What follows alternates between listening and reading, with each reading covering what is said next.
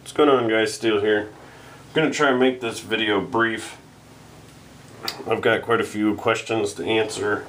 This is going to be a video response to a couple of viewer inquiries on the diamond spray, applying it to your strop.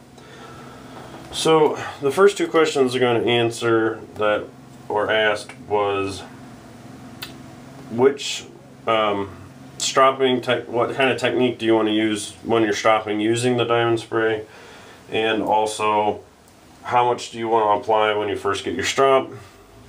So the first one, what technique do you want to use? I would say your stropping technique would stay the same using diamond abrasive versus any other abrasive.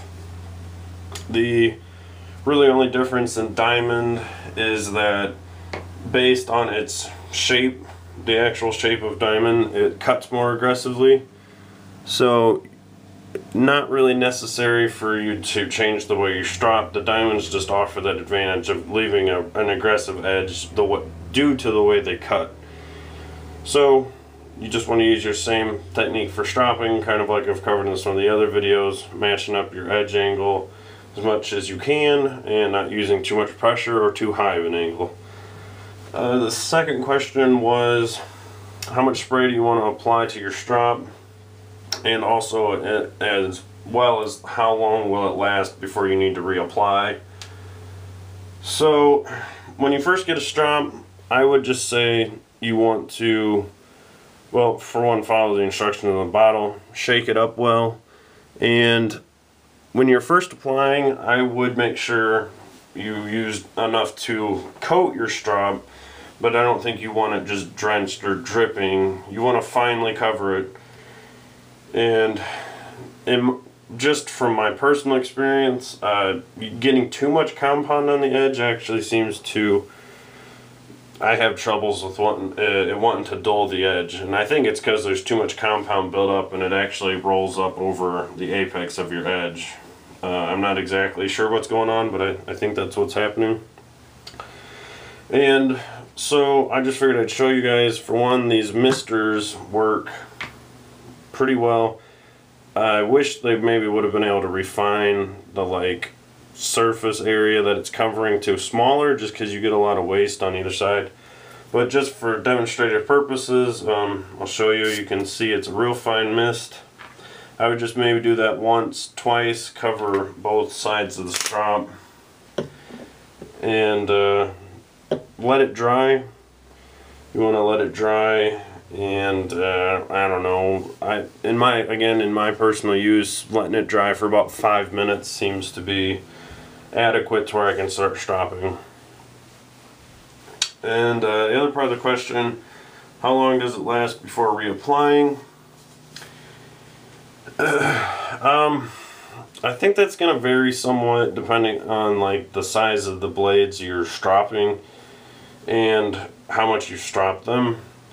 But just from what I've been seeing during use, I can strop about 10 to 15 knives before I need to reapply the diamond spray, and that's giving each side 4 passes until I feel like the edge is where I want it. So you could roughly estimate, I don't know, you can get quite a bit stropped with it.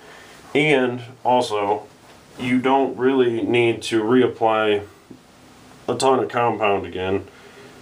In between, once I've stropped and once I've used the strop a lot, and say I've gone through 15 knives and I don't feel like the edge is feeling as refined, then all I do is just mist the strop again. And so far I've been seeing that to be quite adequate in bringing the edge back, or bringing it back to excellent results again.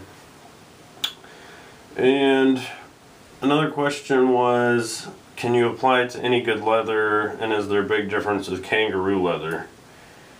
Like I talked about in previous videos, the kangaroo leather offers the advantage of being able to be stretched quite thin, which increases surface tension, which decreases the chance of micro-convexing your edge from the leather pulling up over it when you're stropping.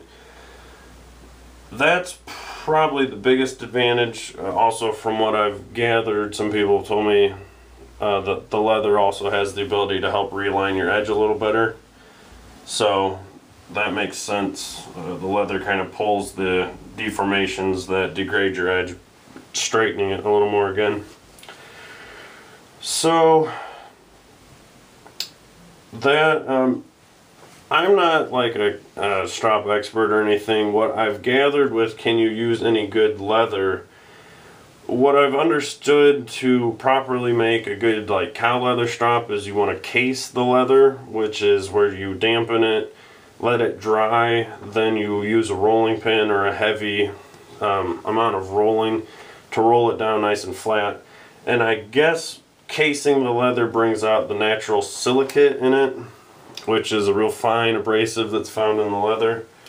So I do think with diamond spray, yeah, I'm sure with proper technique you could whip your belt off that's leather and strop. Heck, you could strop on cardboard if you wanted to. You probably aren't going to use that so much for maintaining the edge, but I think it would be adequate to do. So hopefully that answers any questions, and if anybody else has any other questions or you want to ask, feel free to. Hopefully that's helped. I know it's probably stupid to say I've tried to do this video several times trying to make sure everything sounds accurate to me.